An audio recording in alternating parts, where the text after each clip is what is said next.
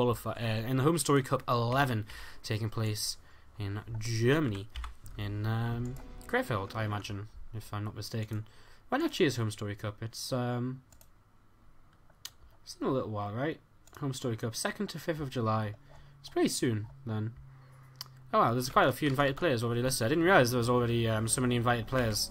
I didn't realise. Targa, Hyun, Stefano, J-Dong, TLO, Ret, Snoot, Xenocider, Bunny, Mana, Showtime, Hook, and Harstum, alongside 4 qualified players, Petit Drogo, Nurture, Lambo, and Welmu, as there has been already a bunch of... there's been a German, a French, and a CIS qualifier. There's a Korean qualifier too. The Nordic qualifiers are at some point... Oh no, there was... Oh, was there a Nordic qualifier? It looks as though... Okay, so there's already a Finnish qualifier. But there might be a Nordic qualifier, Swedish qualifier too. I'm not too sure. Either way, it's there's been a lot of qualifiers. There's actually a lot of players. You can check it out over on the Liquipedia page. Of course, the HomeStoryCup having how much prize pool is it? It's about 20,000, right? There's an Indiegogo as well right now. Indiegogo HomeStoryCup. Let's try and find a link for that, as we do just have a pretty slow opening here.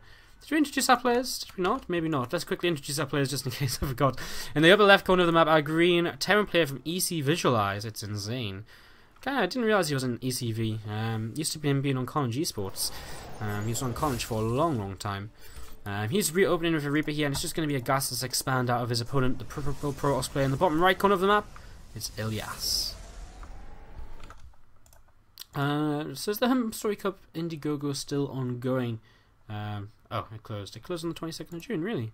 Oh, just a couple of days ago then. Okay, that makes sense. That's why I probably didn't realise it just yet. But it did close, it did get funded, and it will be, of course, taking place. So, yeah, there's only a few qualifying spots left. I mean, one given up today. I think there's another global qualifier tomorrow, and I think there's a Korean qualifier on Friday morning, perhaps. So, there's a lot of... there's a lot, basically, to say the least. There's still a few spots left. There's still going to be a lot of qualifying action coming from the HomeStoryCup, and of course then they'll all get to go and play on the 2nd to 5th of July, which actually really is quite soon, as this Reaper gets turned away for now.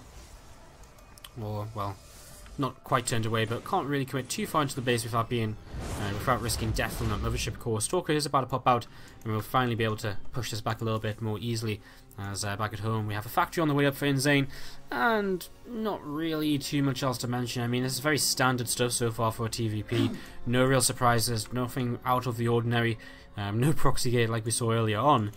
And again, this is best of 3 now. We're in the round of 16, so this is just going to be game 1 of these 3 games, as this orbital command will start up at the natural, with a mine on the way from this factory, and a starport being added on as well. There's nothing really which InZaNe has to prepare for right now. He's just using a little bit of time on his Reaper to scout the corners of the map in case a Twilight Council or so, or Dark Shrine's trying to be hidden. Of course, Dark Shrine probably wouldn't be up just yet, but just in case there's a pylon or a probe up there, just scouting a couple of the corners of the map before coming in. And you know, this is a more 6 minutes, a more realistic time to try and find some kind of tech which might be on the map. Interesting to see it placed in the natural though, and something you barely ever see. And that's actually a really nice wall off by Illias there, with these 2 stalkers in the pylon able to kill off that Reaper and scan to the main base. Unfortunately for InZaNe, is not going to reveal very much at all.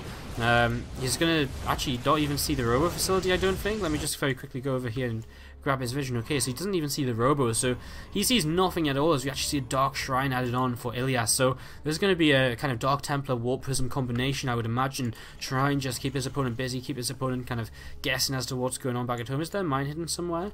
I feel as though there should be a second mine out right now. Okay, there's a second mine about to pop out. There we go. Okay, second mine. Engineering Bay on the way up for InZaNe as well right now, as he has got a bunker coming up at the front as well. So he's just getting prepared here to continue.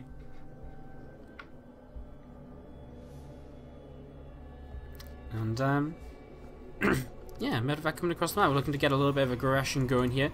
Chronobus coming down on this robo facility, observer, and a warp prism on the way out. So again, no real surprise to see that warp prism here to be combined with the Dark Templar play, as these first mines are going to start coming in. The observer definitely needed here, as this first mine does drop in the natural. Second mine as well. I imagine he's going to actually, well, he's going to start unloading here. It's a bit of an interesting situation. A lot of lost mining time going down. Picks up one of them mines and takes it in towards the main base now, as this mine in the natural will get cleaned out. This other mine going to unload And, that's actually kind of unfortunate. I liked what Illias was trying to do there. He's trying to use that probe to friendly fire onto these Marines. He's actually got a lot of AFK probes up here. He's actually going to continue taking damage. Behind this, we see a turret on the way for InZaNe, because he has now scouted that Dark Shrine, so he knows what's going on in terms of on the other side of the map. So he's got a turret up in his main, in his natural.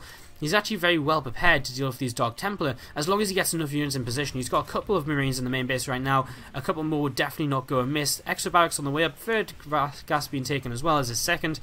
And he's just getting into a nice solid position here to continue on in the game. I mean, no real mistakes, to be honest, and he's just going to wait for these Dark Templars to come towards him. Double Forge going to come up for his opponent back at home. Illias got a lot of Chrono Boost to use, and so he will be able to get ahead on those upgrades nice and quickly.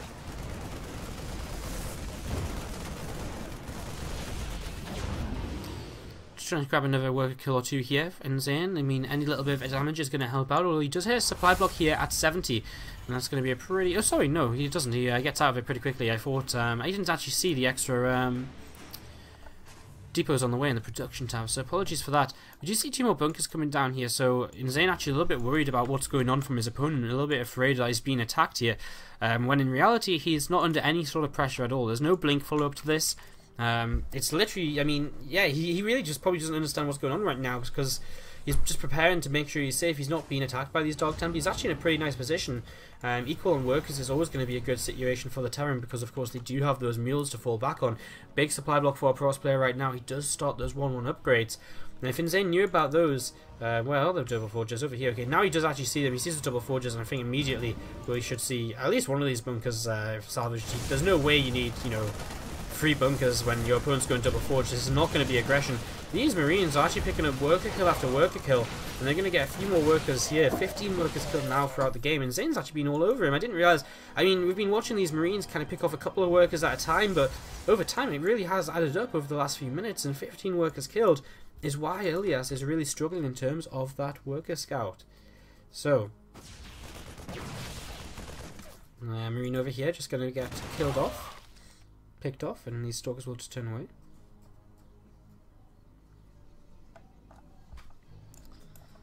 A couple of DTs still waiting in this War Prism. I mean, he has an observer outside the natural, so he's just waiting for InZaNe to move out, essentially, to be able to move in with that War Prism. But InZaNe's playing this smart. He's leaving actually a fair few units behind here. Okay, I'll bring a few more out now, and there goes that War Prism in towards the main base. There's still units in the bunker, and, well, the supply block's actually going to hurt InZaNe here, because it means these DTs are gonna, well, he's gonna be, how far through is he gonna be? I don't know.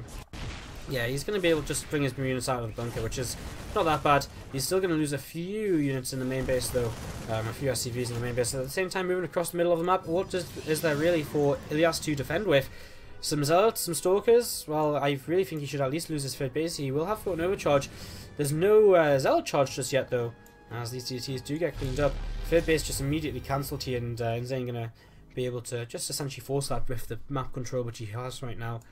I mean, this is an army which again is going to be very difficult for Illias to engage, although that being said, he does now have 1-1 upgrade, which is going to help him a lot. And especially with that Zealot charge, will help him out a lot as well. He goes into Templar Archives behind this, because we're ready to see how exactly InZaNe is going to begin to react at this point. He's actually down 10 workers. How much damage was that done there? 10 SCV kills, so pretty decent job by those Dark Templar. Illias just taking a little bit of map control of his own, sending up a Zealot or two. He's slightly supply blocked right now after losing the pylon over towards his third base.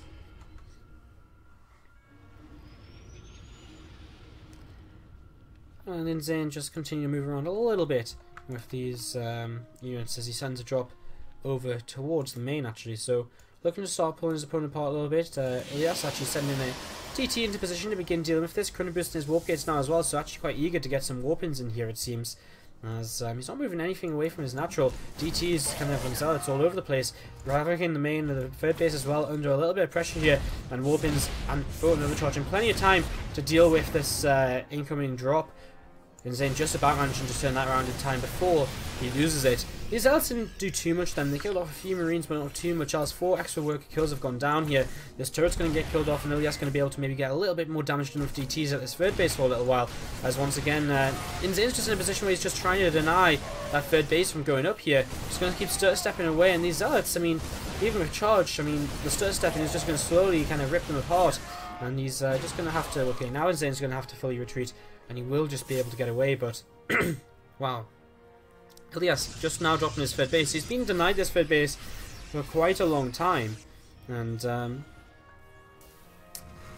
well, InZaNe's got quite. I mean, he's got quite a few units spread out all over the place because this aggression has been coming in from all sorts of different directions. So he's kind of he is being pulled a little bit thin here. But War Prism has now been killed off, so it gives him a little bit more freedom. But with 2-2 finishing for him as Protoss player, InZaNe has actually forgotten his armory. So this late armory is going to be a little bit worrying for him. I mean, without that 2-2 start, and he's really going to fall behind in these upgrades. Our Protoss player begins +3 armor here, and be surprised if +3 attack doesn't start in the near future as well. Moving through to the centre of the map here. These two drops from earlier still just positioned over towards the main. A couple of extra cannons being added on. I mean, there's a lot of defense setting in the main with just the prone overcharge DT, a couple of cannons. It's actually going to be enough to defend, I feel. And there's more and more units coming across here. Probes just transferring over into the third base, which is finally going to get up again. It's been pretty late for our Protoss player. Who, does he have Storm available? Yes, he does. So he has upgraded Storm here, and this first Storm is going to be, oh well, it landed well, but InZaNe was already kind of moving away from it, so it didn't do too much there in the end. A couple of mines which are in the front of this army don't really connect at all, and then Storm again doesn't actually hit, but does zone the Terran player away. It stops him from moving forwards. These medevacs were looking for perhaps the possibility to go into that main, but realised it's just not going to happen. Instead, just comes over here and loads to the right hand side. As InZaNe once again moving forwards, looking to see what he might be able to get up to.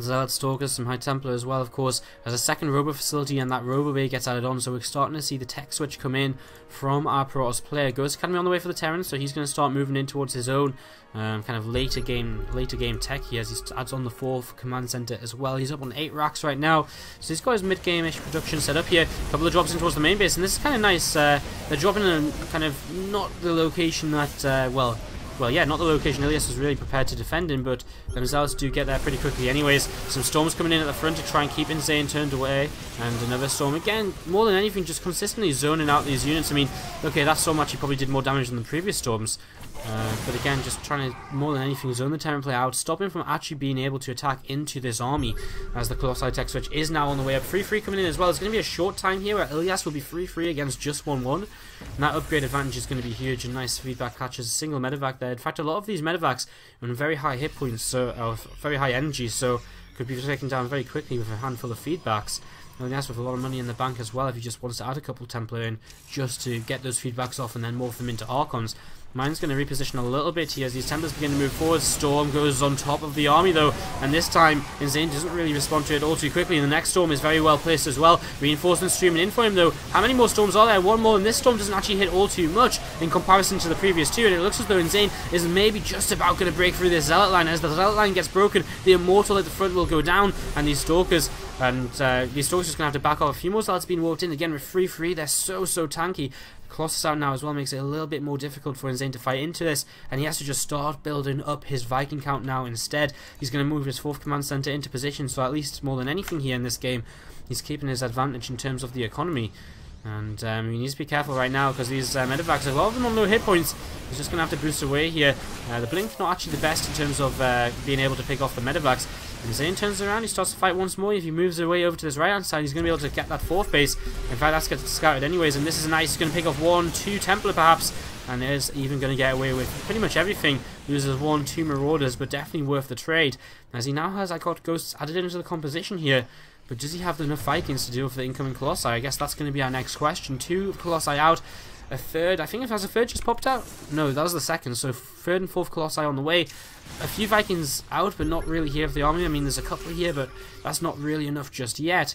And these Ghosts, I mean, a couple of EMPs could really soften this up and really allow the Templar to come in. Nice snipe to begin with. and the EMP is starting to go down. A lot of these Zealots getting softened up, and in fact, look at this. InZaNe just runs into the natural. This is going to force the Protoss player to engage into this. He has to engage down this ramp into the concave, which is not going to be an easy thing to do. And InZaNe, he's going to start picking away this natural expansion. I think, in fact, the natural might just go down here. Phone overcharge, get pops, but just a little bit too late, really. Some Zealots going to come in from the north side, and at the same time, coming in from the west. He's going to try and engage into this, but now these Colossi are in a little bit of trouble because they're out in the open. Snipes coming down to just clean up a few of the Zealots a little bit faster. The Colossi go down very quickly. 2 more pop out though, and InZaNe going to keep on trading here until he has to turn away, but I think there's just not enough Zealots actually to really push through. Without the Zealots to tank, this Terran army is very, very scary. He stims the round once again. He's going to try and get that Colossus, but just doesn't quite manage it. These Ghosts are slowly going to pick away. I mean, the Ghosts actually had a lot of damage to the Zealots here. I think at this point InZaNe might be thinking of turning around and heading away. I mean, keeping these Ghosts alive is quite important. He's got a few more units streaming in now and then though, and these extra kind of couple of units here and there are actually maybe going to be enough to kind of push through. This Colossus is going to fall. Snipes getting used on the Zealots, just clean those out, and that leaves one single Stalker. A Templar at the third base, and a GG from the Protoss player. InZaNe takes game number 1, and what a game number 1 it was. A fantastic start to this best of 3, guys, here in the round of 16 of the HomeStoryCup Global Qualifier. Wow, really exciting game number 1. Very, very, you know, not. I don't want to say, you know, how do you say? Because was it back and forth? Well, it wasn't really back and forth, but it was very active. We had I guess we had harassment on both sides of the map, and at the end there, the last engagement actually did last a little while. It was quite exciting too. We're going to get an invite into Iron Fortress here, guys. No break this time around. We're just going to head straight on into game 2 of this best of 3 TvP. Again, if you're enjoying the show, please feel free to hit that follow button, as a fresh 8659, What the Problem Man, and Exulton have done in the last hour or so. So thank you guys for the follows. Of course, if you're really enjoying the show, you can subscribe to the channel as well. Also, shout out to Fustup and Extramont22 for the follows also. If you're really enjoying, you can subscribe to the channel as well. Get use of the channel emotes. We're very close to new emotes, as you can see on the screen. We are 3 subscribers away from unlocking 2 new emotes, which is exciting. And of course, subscribing, you get replay packs and some other cool benefits. Again, I've been saying it for about a week now, but it is one of the top things to do on my to-do list, to rework the way, you know, what subscribers get and what we do with subscribers, how to make it, you know, worth your time and money to subscribe. So sounds interesting. If you enjoy the content and you want to support it, then hit that subscribe button. Otherwise, guys, for now, we're heading into game number 2 of this best of 3. Of course, you can always, instead, if you can't subscribe, follow us on Twitter or our website, sc2improve.net, on Facebook. All of that comes up on the screen between the games at sc2_improve as our Twitter, and you can just keep up to date with when we're live and come tune in again in the future. Always a good way to support the channel as well, just simply tuning in. Maybe even whitelist us from that ad block. Maybe, perhaps. Support the stream. In the top right corner of the map from EC Visualized, ladies and gentlemen, is our Green Terran player. It's InZaNe.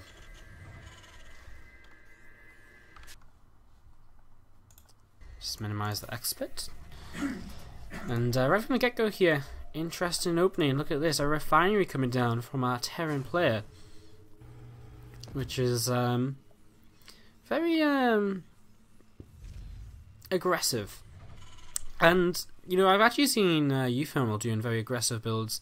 Just an example. I mean, Gas First TvP has been around for a little while now. It's not the most common of builds, but it's definitely something players use to switch things up. And most recently, I remember Uthermal using it. Go into a very fast mine drop, or I think it was a mine Hellion combination. He uses one mine to zone his opponent away from the ramp, and tries to just kill off the natural, and it can be very, very effective. So yeah, interesting opening from InZaNe. We'll see how this transpires, and we'll also see our Protoss player in the bottom left-hand corner of the map in the purple, Illias. It's very much so going to come down to how well can he deal with this. He's already hiding a probe to the top left corner of the map, so already looking as though he wants to hide something and be sneaky and tech quickly.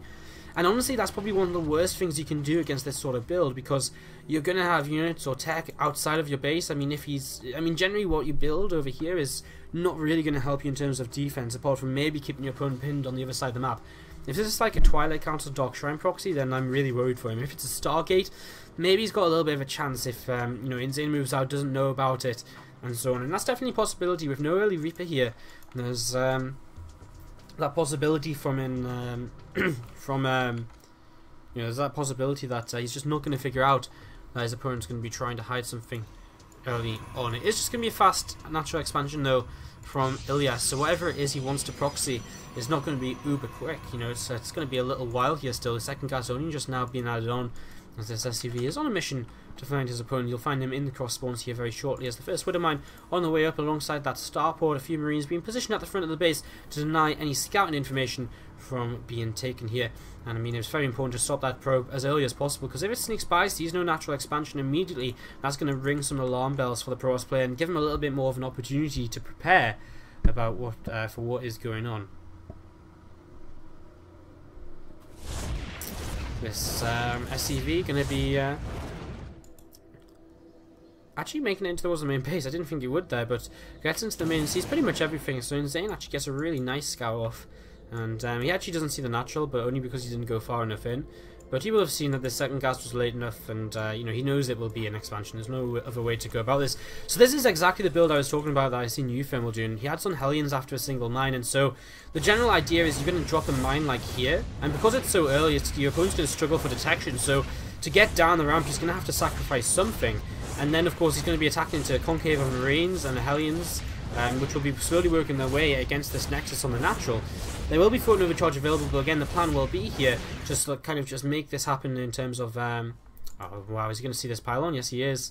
InZaNe's going to see this straight away. He's going to start cleaning this up. This is a really nice pick off for him straight away in this game.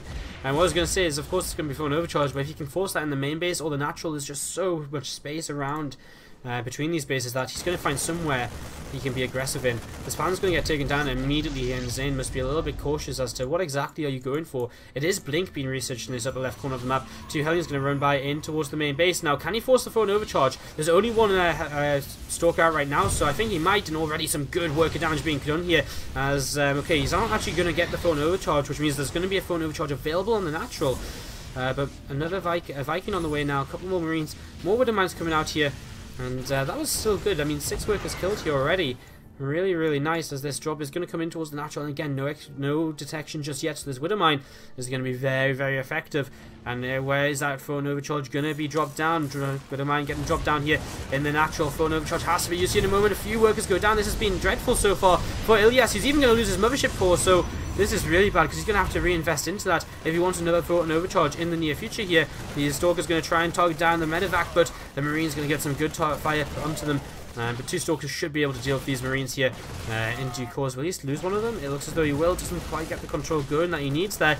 Rubber Facility hasn't made an observer just yet, which means this Widowmine is going to go off once more. One more Marine here in the main, but there's that Widowmine natural. Nice pull away just in time. And Illias knows his Widowmine times. He knows how to keep an eye on that clock and to pull them probes away at the right time. Very difficult to do, of course, when so much is going on in the game. And just, you know, take note of when that Widowmine is next going to be going off here. So, this has been good so far. Illias is, for InZaNe, I think, honestly. I mean, he's done a lot of damage. 11 workers killed with this early aggression. That being said, you've got to remember this natural command center is going to be delayed. So he's lacking that extra mule for a little while here. So this build is, you know, this build is designed to do damage. It's designed in such a way that it has to get some damage done to be, like, in an even position, basically. So, he isn't necessarily ahead right now just because he's killed 11 workers. You know, if this was just a standard expand into mine drop and he kills 11 workers, he's in a really good spot. But as it stands right now, he's probably about even here. And of course, Blink is up on the map here for Illias. He's going to see this medevac boosting towards his main base. He's going to have to open a couple of units back over here. He's got a lot of Chrono Boost saved up here as he adds on a 4th gateway, so he's really going to commit in towards this Blink pressure. But a couple of bunkers coming up on the low ground. The bunk on the high ground kind of does cover this kind of blink in the position you would blink into. The Stalker's actually going to come over to this right hand side, and this was close. He actually nearly got that medevac. I didn't realize the Stalker's changed direction and tried to chase this down. These Widowmines will be dealt with once an observer comes into position here. One over here, and another one on the way out. So once these observer comes into position, these Widowmines going to be pretty much wasted, although that being said, I mean, it is buying him a lot of time. And behind this, Illias back into the double forge. So exactly what he did in that last game, getting that double forge up, getting those upgrades rolling, and yeah, nothing crazy here. These would have getting taken down as we would expect from the stalkers and observers. No stim just yet, so it's actually going to be quite hard to kill off this probe, and it will be able to sneak away over to the upper side of the map.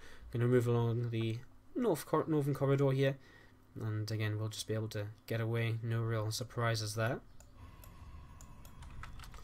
Illias just going to sit back on this natural with these stalkers right now. This probe actually going to get all the way over to this top left, and in fact, wow, the medvac going to be able to get away as well, so not leaving a stalker behind to keep track of that. And this is kind of nice, being able to keep this alive. At least it's a little something. As of course up in the top left hand corner is that Twilight Council, which researched that blink early on. This medevac's actually going to be scouting along the top side, going to just keep checking for pylons. This marine being left behind here is just going to be able to pick that off, and that pylon will be sighted. Does he know about that other pylon? Yes, he does. So he actually knows about quite a few pylons out on the map, which you could clean up a little bit later in this game. Vision pretty good actually from the Pros player. Again, an observer just outside the front of the main base, keeping an eye for when his opponent leaves. One over to the right hand side to keep track of anything coming towards his natural, and one over towards the north to keep an eye on the drops in towards the main. So he knows about pretty much everything which could be coming his way here. A couple of bunkers are fully loaded right now, and I imagine soon enough he will kind of unload these. Once he maybe gets a couple more medevacs up and stim finished, he probably will unload these and just salvage them once he feels a little bit safe. I mean, again, right now everything he's seen has suggested pressure. A lot of stalkers with blink, you know, pylons continuously being made on his side of the map. So he has to be, you know, he has the right to be a little bit cautious here. But I think again, as he moves out of these medevacs, he should be able to salvage these. Again, he might just leave them for safety's sake, just in case. Something to fall back on. I mean, just in case DT's running, he's got a bunker here and, you know, units in position. Going to clean up a pylon or two. This northern pylon also on its way down. So InZaNe just working his way through this. As we see through the middle of the map, InZaNe just going to march on through and look to see what else he might be able to find. There's an observer sat right in the center here, so Illias going to know where this army is located. I think InZaNe going to try and go for this pylon next. It'd be very surprising to see a Protoss army out in the middle like this. At this stage of the game, you know, the Protoss army generally wants to kind of sit up on high ground, sit in places where force fields can be used to help defend. Just in general, sit defensively, so no real surprise that that's going to be easy pickings on that pylon. And this kind of comes in and actually reveals where the army is, so InZaNe not really going to find a way to fight, I don't think. Is he going to try and engage that? I don't think he should. I mean, there's so many Zealot Stalkers and, well, Colossus as well.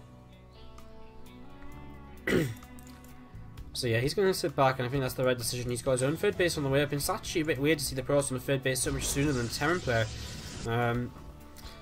I think, yeah, this is a pretty nice decision to load up 4 medevacs of units, because, again, this army is out defending this third base, and it's in a very forward location, so 4 medevacs of units in towards the main. Imagine what they could pick off here. There's even a space where they could unload without being seen if Illias isn't paying attention, and feedbacks are coming in, but he doesn't quite get there in time, and so these medevacs are going to get in towards the main. Colossus is already on the way. In fact, the rest of the units are as well. These units will begin to unload. How much damage can they get done here? There's one Colossus going to start doing a little bit of damage as Stim gets used as Zealot sandwich here, essentially, and well, bio sandwich made for the Zealot as the bread. As really well played. Nice 2 Templar remained here to stay alive. But at the same time, in the natural, damage being done as well. This natural Nexus taking a lot of damage from these 2 dropships. And is it going to go down? I actually think it will. I don't think there's going to be enough here. And he's going to be able to just not boost away. Wow, I thought he was going to get it there, but he boosts away. And as he boosts, the Stalkers get one last shot off to shut down that medevac. So InZaNe throws away a lot of army, but gets a lot of damage done. I mean, losing this Nexus is huge. And Illias is going to lose that mine in there for quite some time. Of course, InZaNe also getting great scouting information behind this as well. He saw the Templars. He knows that there's probably going to be Storm on the way shortly. And he still has a pretty decent army out on the map. So he knows exactly what he's up against. In fact, this is a bit of a weird army to be moving out with here. A couple of mines in the front going to get cleaned up very quickly. And medevac goes down as well. Having lost, what, 5 medevacs already? Or 6 medevacs already? Continuing to lose medevacs is very painful for InZaNe. I mean, he wants to keep that medevac count high. That's one thing which is going very well for Illias. Without a high medevac count, you know, further drops aren't as much of an issue, and so that's something which Illias is probably going to be feeling a little bit safer about right now. Fortunately for InZaNe, again, it was only 1 Colossus out of Illias before heading into Templar, so there wasn't really too much to there's not really too much for him to you know, he doesn't really need to stop to build Vikings, so he can just continue rebuilding the medevacs which he's lost up until now. Again, this armory is late, so his 2-2 will be delayed here.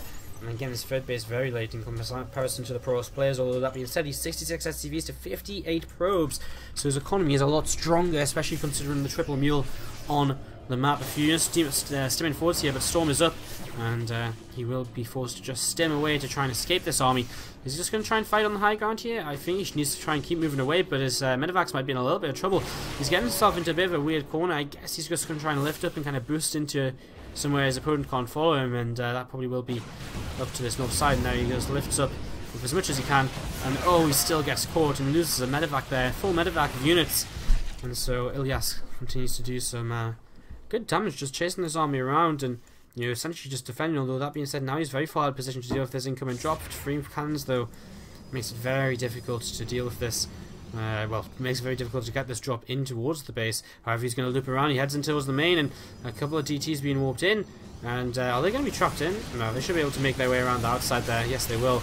A couple of mines will burrow, and they'll help out with any further reinforcements, although that first mine doing not much else other than splashing onto the Terran army. At the same time, Terran player moving forwards at the front. A lot of Widow mines here, and they do actually go off. Despite being cleaned up by the storms, they do go off, and at the same time drop into the back of the third base. So InZaNe is all over the place, just trying to do whatever he can. He's going to lose one more medevac. He just finally escaped with one. I think that's the first medevac he's probably actually escaped with all game long. He's got 2 more medevacs over here, and I think it might be time for him to kind of pick up and leave as he's getting cornered once again. He's actually going to lose medevacs once more, and that's going to be 3 more medevacs lost for no real reason. He really could have got away from that in plenty of time. 4th base on the way back up from Illias, so not on the way back up, but on the way up for the first time in this game, and InZaNe kind of struggling here to really do damage to slow his opponent down.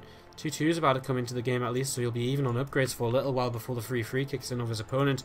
The Zealots, Stalkers, the Colossus moving through the center of the map, and they're going to come towards this third base here.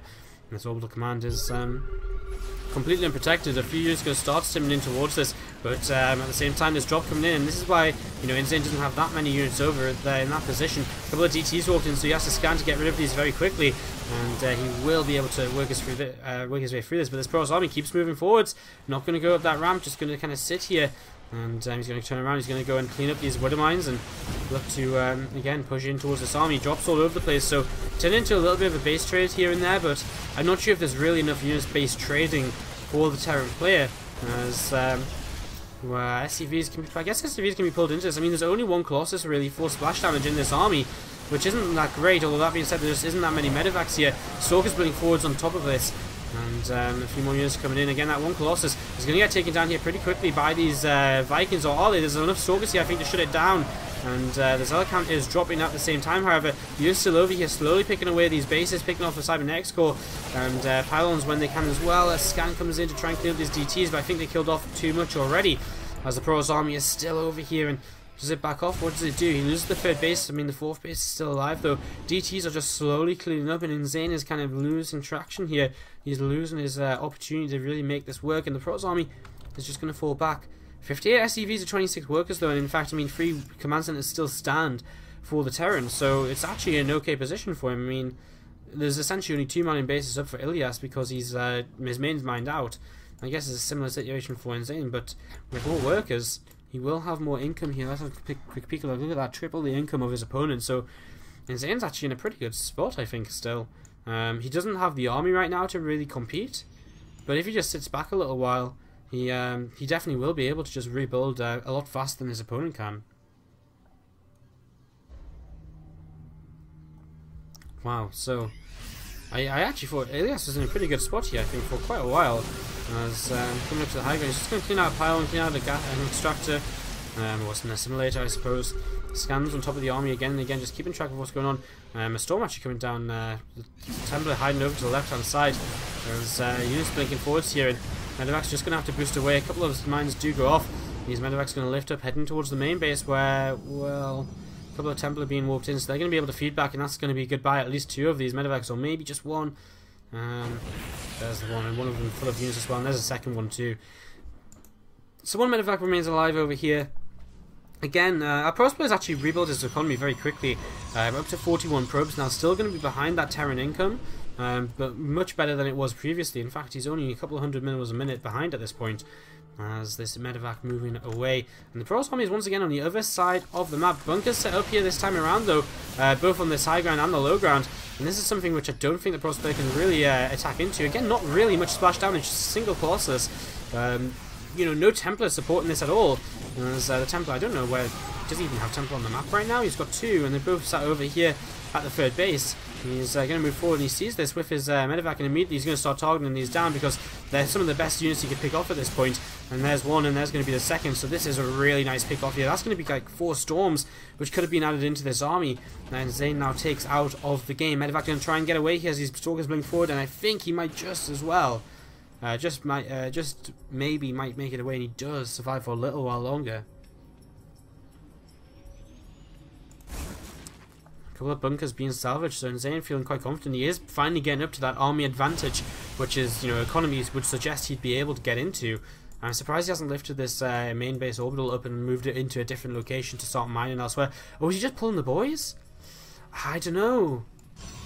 I mean, I guess there isn't that much splash damage available again. So if these SCVs can tank, then brilliant. But again, I'm just not 100% certain. He needs to make sure he's got scans. If he's got scans and he can take down the DTs, that'd be great. Where's he going to go first? He's just going to... Oh, this is probably the best engagement possible for the Terran, attacking into an open area. He needs to scan right now. He needs to get these SCVs in front. He just needs to scan to get rid of the DTs. He's going to actually be able to take a pretty amazing fight here. There's just not the splash damage needed. There's actually one storm. Okay, so he's got a couple of Templar hidden in here. That means he must have one more storm available, and there it is. That next storm coming down. Does InZaNe have enough? I'm not too sure. These DTs are backing off. He's losing a lot of DTs while retreating. I feel as though he'd be better to just keep on pushing forward to try and get something done. He's going to lose an Archon for free as well. And InZaNe's getting a lot of damage done, but he's losing a lot of SCVs in this attack already. The Colossus has gone down as well. He's going to stim over here. He's going to kill off a few workers as he moves into position. He's going to be able to get this 4th base as well. The medevacs will eventually heal up this army if they sit around for a little while on top of it. And InZaNe still sits at a 30 army supply lead, down by a set of upgrades. Another Colossus pops out here. But Illias lost a lot of TTs in that, and ooh, a mine goes off, weakens that Archon. Won't have too much of an effect, I suppose, as a few Vikings added in here will help with that one Colossus, which does stand right now for our Protoss player. And I think once InZaNe gets healed up, I think he's just going to go into... He's added a couple of Hellions into this. I mean, he's just morphing into Hellbats. I don't think he really planned to do that, as oh, here we go. He's just going to pick off so much as he tries to retreat up to the high ground. He just keeps retreating to the high ground and stuff, but it's just losing him, you know, he's just taking so much damage in the process. This army basically pure marauder at this point. It means it's so tanky, there's so much hit points on it. He continues to just kite away. Some units coming in from behind as well, and that Colossus may be about to go down. It's going to be that marauder to fire one more shot, and the Colossus falls, and now there really is just no splash damage left. One single Archon. Do we have Templar on the map? No, we do not, and that is going to be TT from Illias. It was one heck of a game from him, one heck of a series, but in the end, it is just going to be InZaNe who manages to move